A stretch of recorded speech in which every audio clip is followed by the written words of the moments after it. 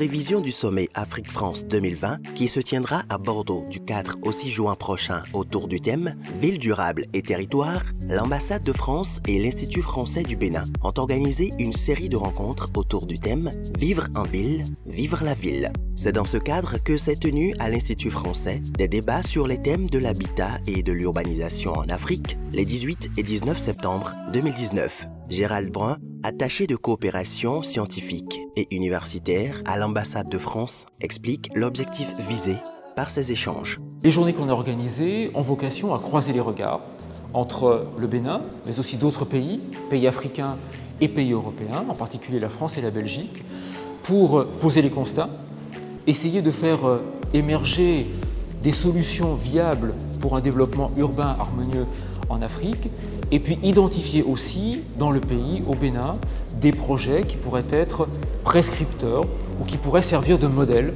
pour un développement urbain africain harmonieux. Pour les participants à ces échanges, le futur de l'habitat en Afrique pourrait passer par une réappropriation du patrimoine issu de l'architecture de terre, notamment de constructions comme les Tata Sumba. Renaud Plétinx, professeur à la faculté d'architecture, d'ingénierie architecturale et d'urbanisme à l'Université catholique de Louvain, énonce quelques propriétés et avantages offerts par le matériau terre. C'est un matériau qui possède des propriétés hygrothermiques, c'est-à-dire qu'il a une certaine inertie, mais il permet aussi au bâtiment de respirer. Il est pratiqué depuis d'abord la nuit des temps, mais aussi dans certains pays, en particulier au Bénin et en particulier en Atakora, il trouve là des réalisations parfaitement extraordinaires qui méritent d'être connues, étudiées, et puis aussi peut-être on pourrait s'inspirer de ces constructions pour un habitat futur. Président d'honneur du FACT Sahel Plus et directeur de l'école d'architecture de Bamako, le Malien Abdoulaye Deyoko estime que le débat sur l'adoption du matériau terre dans les constructions contemporaines est avant tout une question liée à la culture des populations. Il est donc tout aussi important de sensibiliser que d'appréhender les considérations purement techniques. Quand on fait un débat sur la terre, il faut voir comment les populations réagissent, quelle est leur culture et quelle est leur conception de la terre. En ce moment-là, le technicien peut parler. Au Mali, l'habitat terre est une culture. Je prends le cas de Djenné, où toute la ville est en architecture de terre. Et c'est des bâtiments à étages qui sont en terre. Le Djennéké ne peut vivre que dans la terre parce que ça fait partie de sa culture. Pour Jean-Michel Casbarian, la problématique de l'architecture en terre, loin d'être un débat strictement limité aux pays en développement, est un enjeu universel.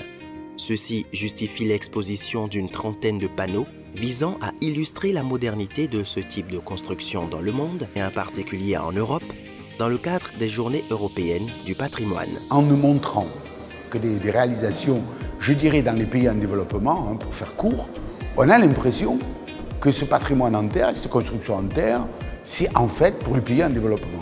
Or, on se rend compte qu'aujourd'hui en Europe, il y a énormément de constructions qui sont à la fois d'une ingéniosité technique et d'une beauté extraordinaire, avec des fonctionnalités fantastiques, qui sont construites en patrimoine de terre, avec évidemment tous les éléments de la modernité, la mesure, le calcul, le risque, mais qu'il fallait réintroduire ce patrimoine de terre dans la modernité européenne.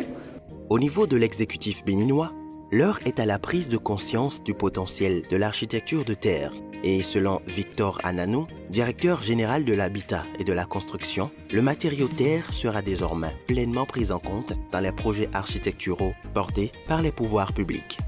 Tous les projets du musée dans le programme d'action du gouvernement sont en terre pour donner le vrai caractère de nos musées et de nos ancêtres. Il y a le projet de Seme City qui veut innover, va utiliser beaucoup plus de matériaux locaux pour pouvoir construire. Avec tous les projets que nous avons aujourd'hui, on est obligé d'aller vers ces éléments-là, si tant est qu'on veut vite achever les constructions et avoir le confort nécessaire. Il y a une place fondamentale pour ces matériaux-là dans le programme d'action du gouvernement et dans les constructions.